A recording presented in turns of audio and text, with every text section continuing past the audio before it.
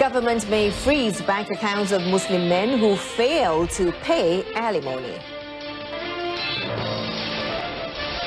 Authorities to probe Bible distribution claim.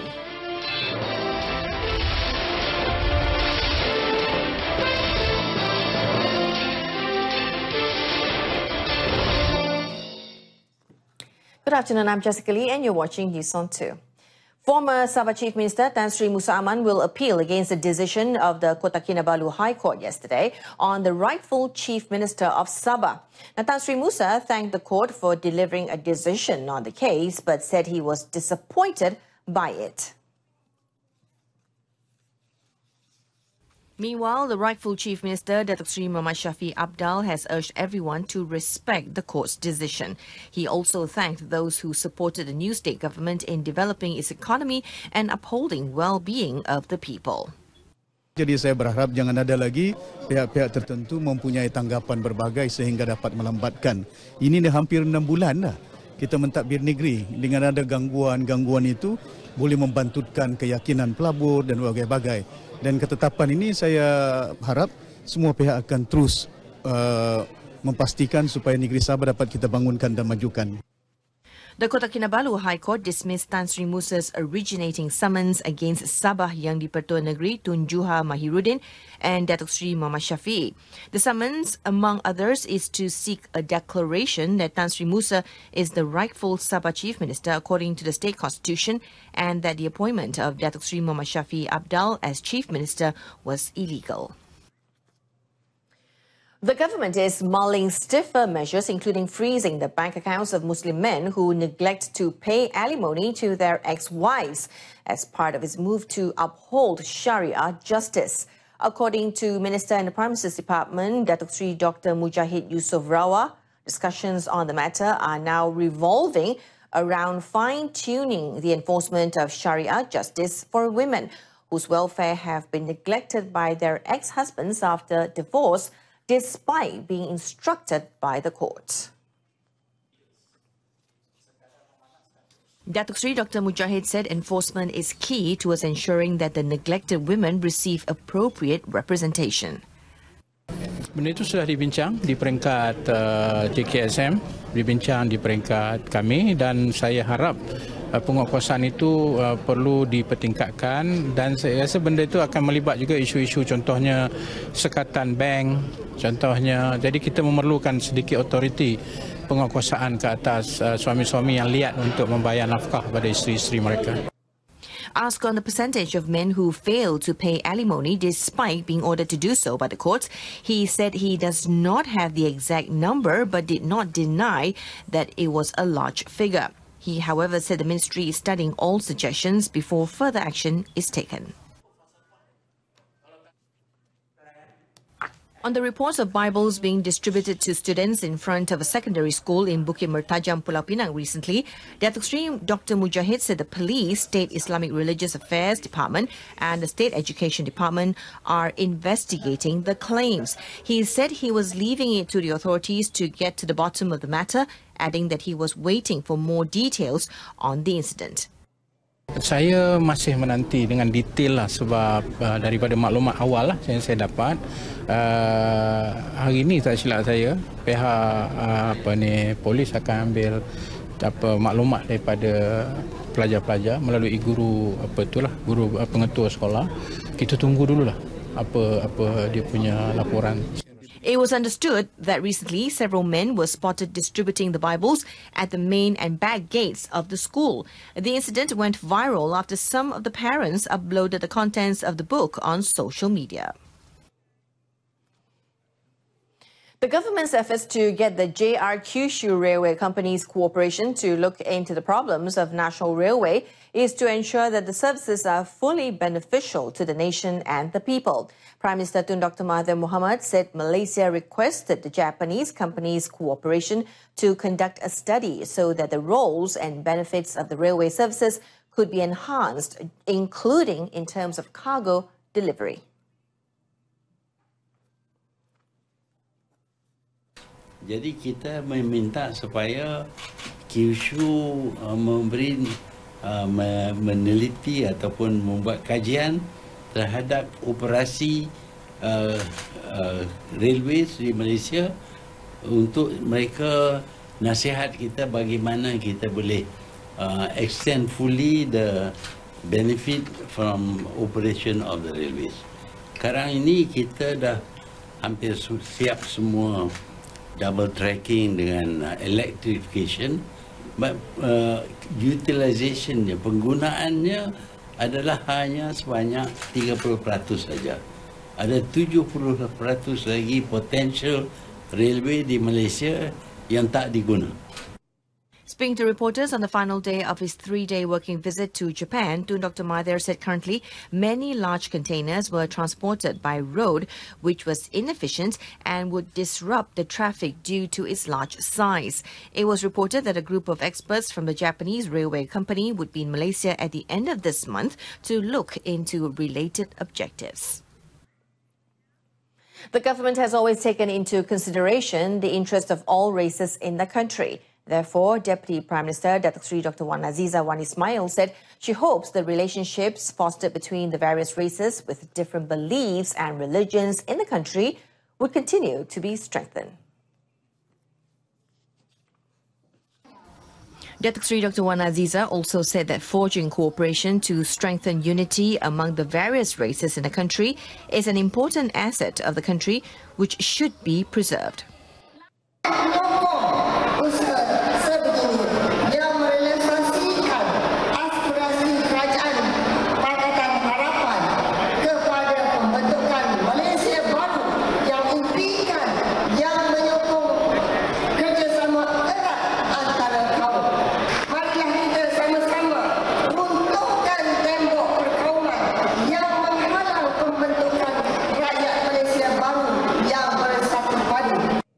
She said this at the 95th anniversary dinner of Kuala Lumpur and Selangor Chinese Assembly Hall, or KSCAH, at its building, which is recognized as a national heritage in Kuala Lumpur last night. Malaysia will continue to strengthen further the good defence relations with Indonesia in the interest of both nations.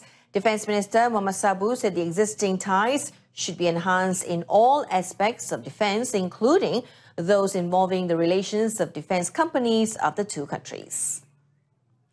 Muhammad Sabu said the participation of Malaysia in the Indo Defence 2018 exhibition, for example, proved the commitment of Malaysia to boost the existing relations.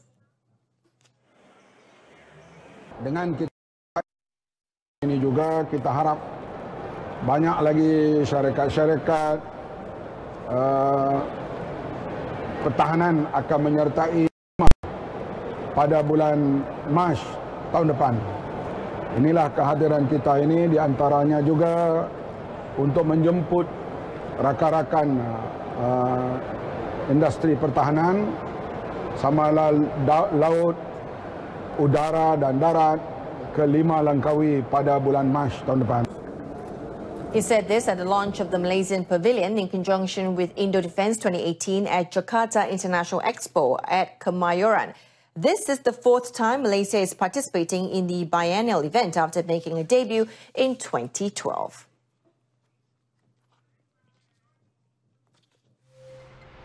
Coming up, Malaysia is still studying potential impact of CPTPP.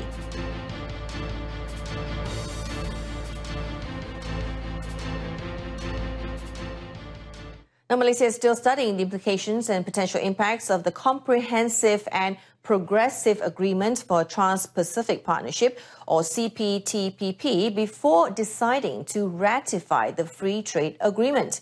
Prime Minister Tun Dr. Mahathir Mohamad said Malaysia has to study very carefully the terms of the agreement on the CPTPP and to see how it will affect Malaysia's efforts to distribute wealth in the country in an equitable manner.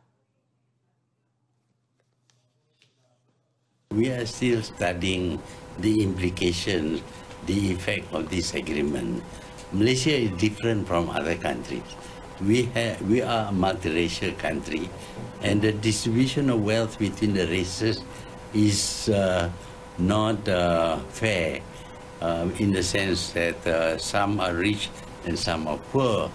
And disparities between rich and poor even in a single ethnic country, will lead to violence, will lead to confrontation and violence.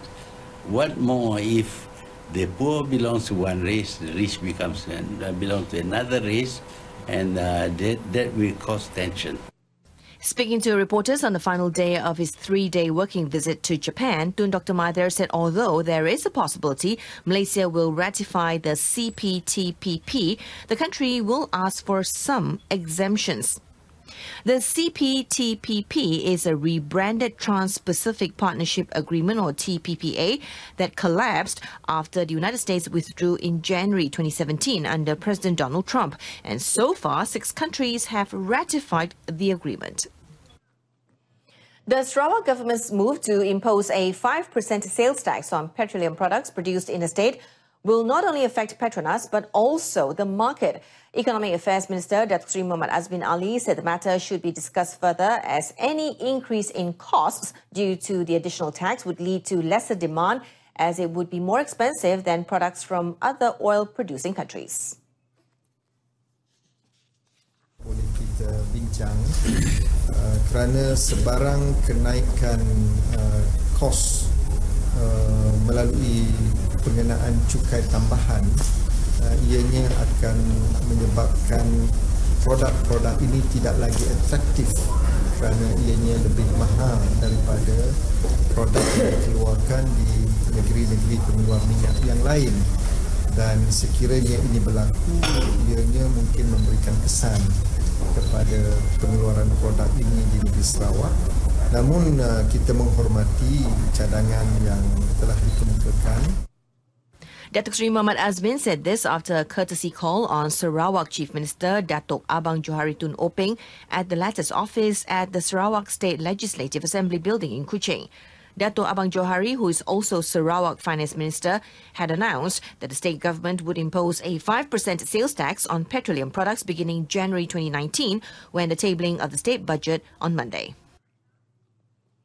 Global packaging manufacturer and property developer Sintex Berhad is optimistic of building 3,250 affordable houses in Peninsular Malaysia annually over the next 10 years to achieve its vision 2028 of completing 50,000 units. Managing Director Lim Peng Jin said based on the company's experience of building over 2,000 units between 2014 until 2018, the target is realistic, supported by the efficiency of the Industrialized Building System, or IBS, which the company has worked on for the past 20 years. I think the 3,300 units per year is very realistic. And look at the demand of affordable homes. As far as your price is affordable, the demand is still very, very strong.